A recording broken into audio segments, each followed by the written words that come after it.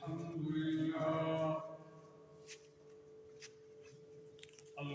لله نحمده ونستعينه ونستغفره ونؤمن به ونتوكل عليه ونعوذ بالله من شرور أنفسنا ومن سيئات أعمالنا من يهده الله فلا مضل له ومن يضلله فلا هادي له ونشهد أن لا إله إلا الله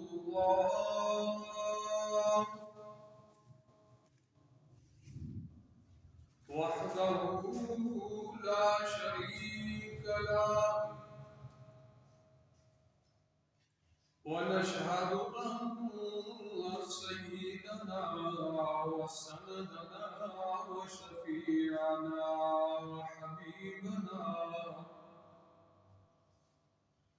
وطبيبنا وطبيب قلوبنا ومرشدنا ومولانا محمدا عبده ورسوله أما بعد فأعوذ بالله من الشيطان الرجيم بسم الله الرحمن الرحيم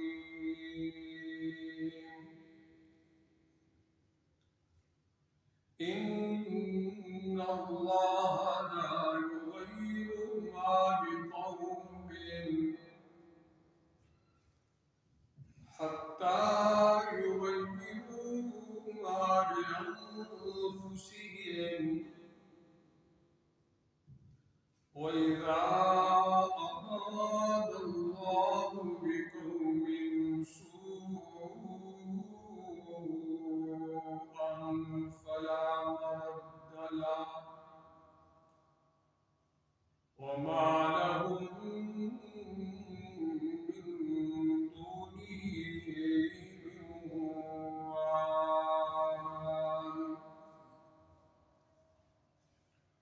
قال النبي صلى الله عليه وسلم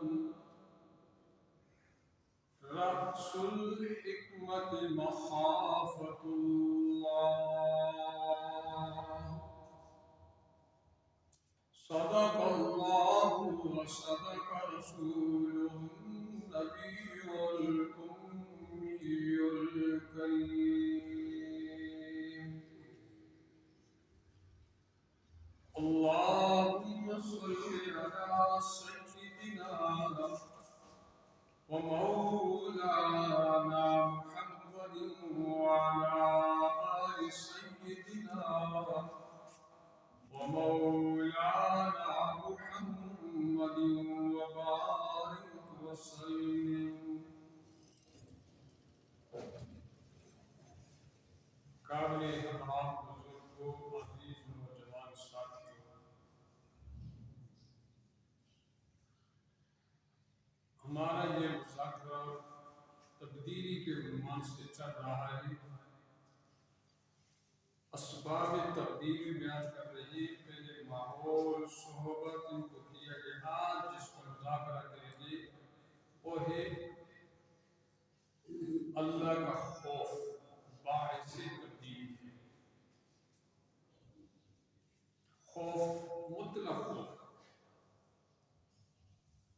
پھر اللہ کا خوف بہترین تبدیلی کا سبب ہے، اس لیے خوف باعث تبدیلی ہے۔ آج اس بات کا مذاکرہ ہے۔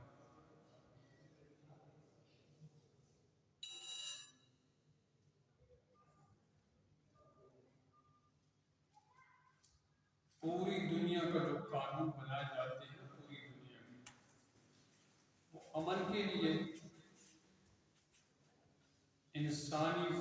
اور اصلاح کے لیے، سکون کے لیے ہوتے ہیں۔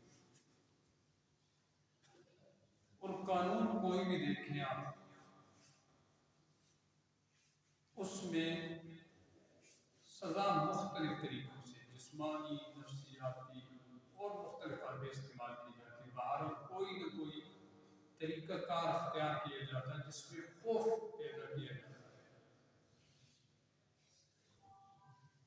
اب دیکھیں ٹیچر کتنی شفیق ہستی ہوتی ہے، معماران کون کہا جاتا ہے،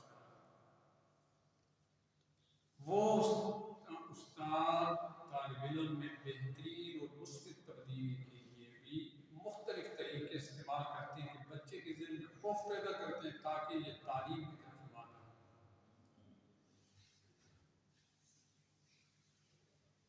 اس لیے بہترین تبدیلی کے لیے خوف ایک سبب ہے، اور اس کو آج انشاءاللہ ڈسکس کریں گے، اس کا مذاکرہ کریں گے۔ یہ گویا دعویٰ ہے، تو اب اس پر دلائل، اس کے ثبوت کے لیے دلائل پیش کریں گے۔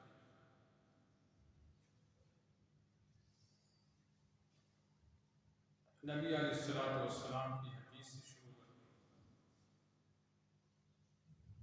قال النبی صلی اللہ علیہ وسلم رأس الحکمت، دانائی، عقل مندی، سمجھداری، زیرت پن، ادراک و فہم و فراست کی جو جڑ ہے وہ ہے مخافت اللہ، اللہ کا خوف، اللہ کا ڈر۔ دنیا میں بھی ہم دیکھتے ہیں کہ انسانی بدن کو اگر بیماری لگ جاتی ہے تو اس کے لیے صرف دوائی ہی نہیں استعمال کی جاتی، پرہیز بھی بتایا جاتا ہے، اور ہر مریض اپنے جسم کی اصلاح و فلاح کے لیے جہاں دوائی استعمال کرتا ہے وہاں پرہیز پر بھی نگاہ رکھتا ہے۔ اس خوف کی وجہ سے، اس ڈر کی وجہ سے کہ میرے جسم کو اگر یہ چیز میں نے کھا لی تو نقصان ہوگا، تو خوف جسمانی اصلاح و فلاح کے لیے بھی بہترین چیز ہے۔ نفس چاہتا ہے جو چیز بہت ہی پسند ہوتی ہے بندہ اس کو بھی چھوڑ دیتا ہے، کیوں؟ جسمانی نقصان کے خوف کی وجہ سے۔ اس لیے آقا علیہ الصلوۃ والسلام اس دنیا میں جب تشریف لائے تو اس پر ان کی زندگی مکمل طور پر ثبوت ہے کہ دنیاوی لحاظ سے بھی اجڑی ہوئی تھی، حیوانوں کی طرح زندگی بسر کر رہی تھی، اور آخرت کے لحاظ سے تو بالکل گئے گزرے تھے۔ اور آقا علیہ الصلوۃ والسلام جب دنیا میں تشریف لائے اور درس توحید دیا اور ان کو یہی کہا قولوا لا الہ الا اللہ، ساری قوتوں کا، سارے اقتداروں کا، سارے اختیاروں کا مالک صرف میرا ایک اللہ ہے، اور اس روح، اس کی حکمرانی، اس کا خوف ذہن میں بٹھا لیجئے۔ کیوں کہ خوف کے بہت سارے اسباب ہیں۔ انسان کسی سے خوف طاقت کے لحاظ سے کھاتا ہے، کسی کا خوف ذہن میں علم کی قوت کی وجہ سے ہوتا ہے، کسی کا خوف ذہن میں طاقت کی وجہ سے ہوتا ہے۔ دلیری کی وجہ سے ہوتا ہے، اس کے ساتھ ضرورتیں پوری ہونے کی وجہ سے ہوتا ہے۔ آپ کوئی بھی وجہ دیکھ لیں خوف کی تو وہ ساری کی ساری میرے اللہ میں موجود ہیں، وہ صفات جن کی وجہ سے حقدار میرے اللہ کی اس کا خوف دل میں پیدا کیا جائے۔ اس لیے آقا علیہ الصلوۃ والسلام نے فرمایا کہ رأس الحکمت، دانائی اور عقل مندی کی جڑ ہے، دانائی اور عقل مندی کا عروج ہے کیا؟ مخافت اللہ، اللہ کا خوف۔ ہم دیکھتے ہیں حکمرانوں نے جو ہمارے لیے امن و سکون کے لیے قانون بنائے ہیں، ایک مجرم اس قانون کی ڈر کی وجہ سے جرم چھوڑتا ہے، اور اللہ نے بھی جو قانون بنائے ہیں ہماری بہتری کے لیے، امن و سکون کے لیے، تو وہ آخرت والا گھر بھی آباد ہوتا ہے، دنیا والے گھر بھی آباد ہوتے ہیں۔ آقا علیہ الصلوۃ والسلام کی زندگی، ساری زندگی میں کامیاب ترین انسان محمد رسول اللہ صلی اللہ علیہ وسلم ہے، اس لیے سب سے زیادہ اللہ کا خوف میرے آقا علیہ الصلوۃ والسلام کے دل میں ہے۔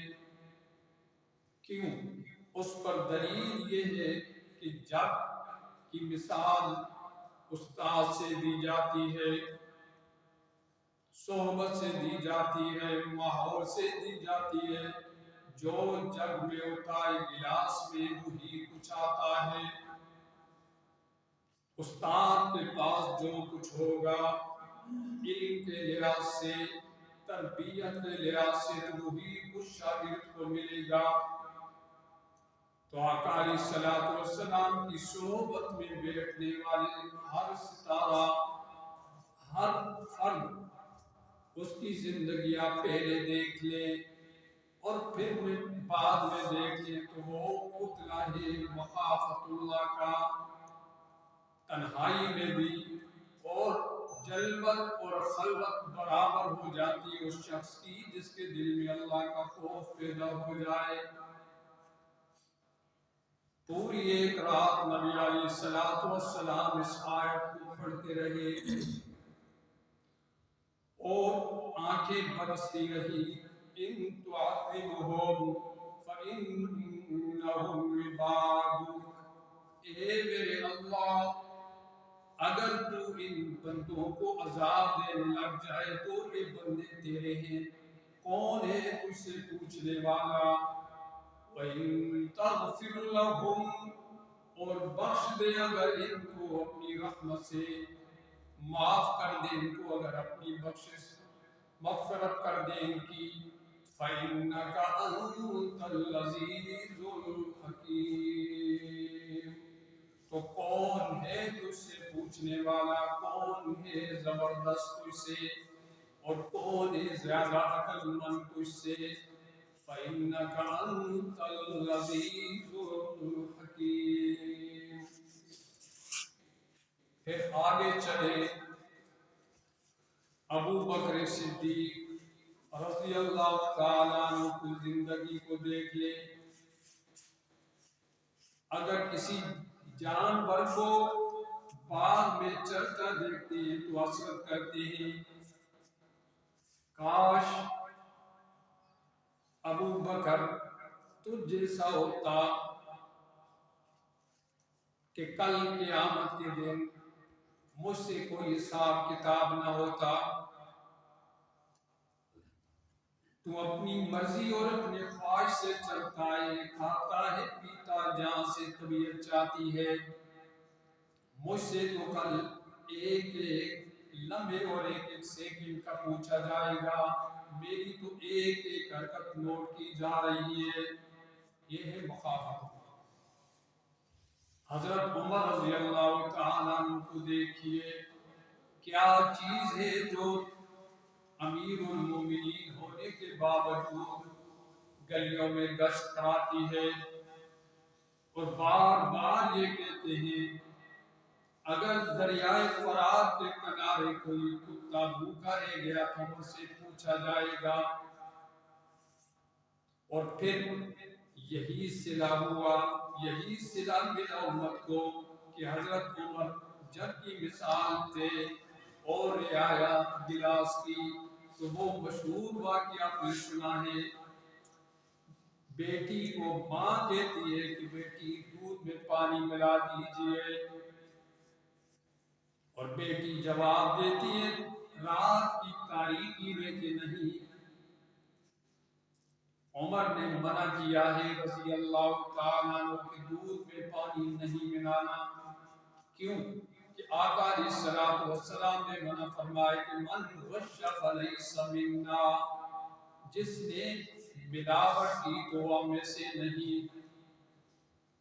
تو بیٹی کو پھر ماں یہ کہتی ہے کہ عمر تو نہیں دیکھ رہے، عمر تو نہیں دیکھ رہے. بیٹی ماں کو جواب دیتی ہے عمر تو نہیں دیکھ رہے، لیکن عمر کا اللہ تو دیکھ رہا ہے. کل قیامت میں عمر تو نہیں ہوں گے، لیکن میرا یہ عمل تو وہاں لکھا گیا، ریکارڈ ہو گیا ہے.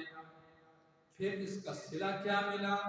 اس بیٹی کا رشتہ حضرت عمر رضی اللہ تعالیٰ نے اپنے بیٹے کے لیے کیا. حضرت عثمان کو دیکھ لیجئے،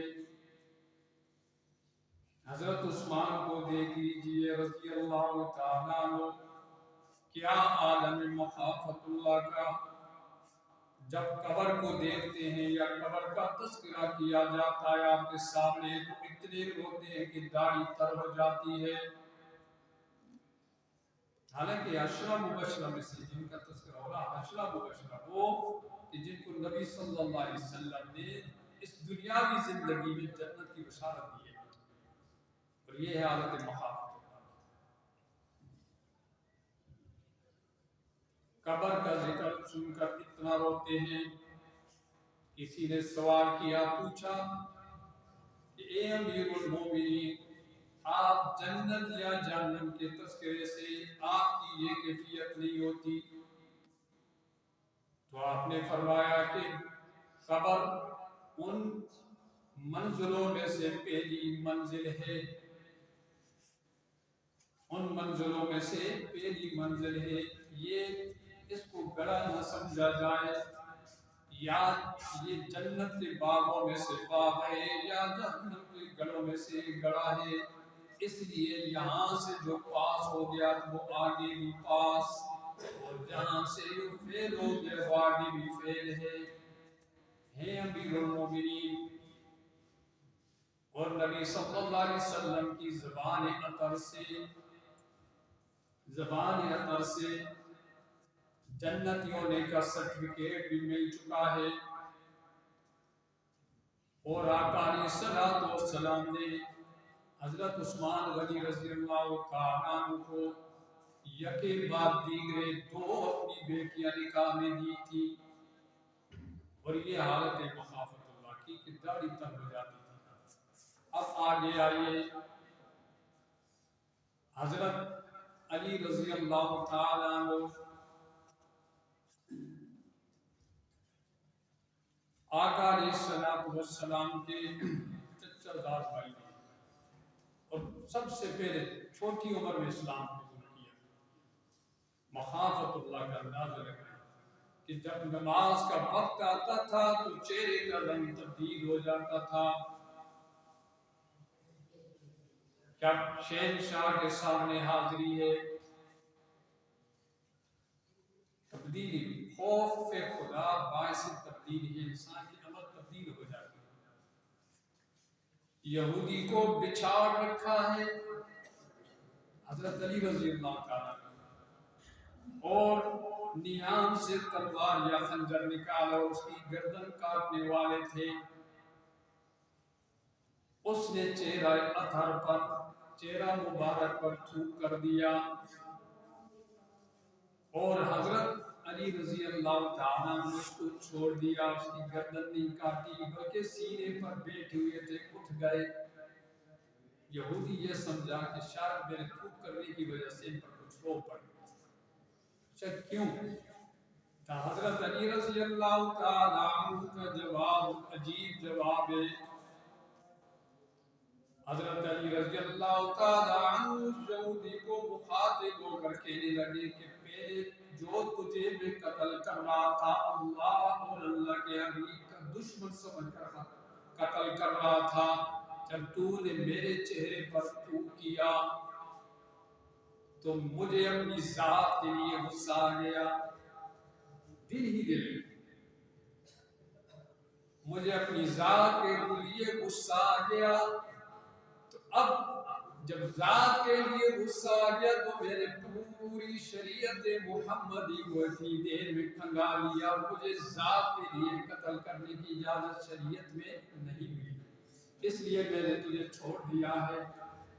یہ ہے مخافت اللہ۔ دیکھیں اندازہ کریں، اب مخافت اللہ کی کمی کی وجہ سے ہمیں ذات کی وجہ سے قتل کرتے ہیں، اختلافات کرتے ہیں، اللہ اور اللہ کے حبیب کے لیے نہیں کرتے۔ ہر بندے کی یہ، میں آپ کے لیے آپ کے بارے میں کچھ نہیں کہہ سکتا، آپ میرے بارے میں کچھ نہیں کہہ سکتے، یہ ہر بندہ اپنے گریبان میں دیکھ لے، سوچ لے۔ تو ہمارے انشاءاللہ جب اعمال بدلیں گے اللہ کے ہمارے لیے نتائج تبدیل ہو جائیں گے، جو وہاں سے فیصلے ہوں گے وہ انشاءاللہ بہترین سے بہترین ہوں گے۔ اگر ہمارے اعمال برے ہوں گے تو پھر کسی بھی خوش فہمی میں نہیں رہنا چاہیے، حالات پہلے سے بدتر ہوں گے اور جو فیصلے ہوں گے وہ ہمارے مخالف ہوں گے۔ یہ دنیا کے بھی قانون کو دیکھیں اور آخرت کے قانون کو، اللہ کے قانون بھی دیکھیں۔ باپ کو بھی وہی بیٹا اچھا لگتا ہے جو اس کے حکم مانتا ہے، اور پھر باپ اب وہ رب میں تو بڑا فرق ہے کہ باپ کا دل چھوٹا ہوتا ہے اور اللہ کے دل کے تو کوئی تصور بھی بندہ نہیں کر سکتا، مثال ہی نہیں دے سکتا۔ باپ تو پھر بڑے جلدی انتقام کر لیتا ہے اور اللہ کریم تو پھر بھی درگزر کرتے ہیں، درگزر کرتے ہیں۔ دعا یہ فرمائے کہ اللہ ہمارے دلوں کو اپنے خوف سے معمور کر دے، بھر دے، تاکہ ہماری یہ زندگی بھی اور آئندہ آنے والی زندگی بھی انشاءاللہ بہترین ہو۔ وآخر دعوانا الحمدللہ۔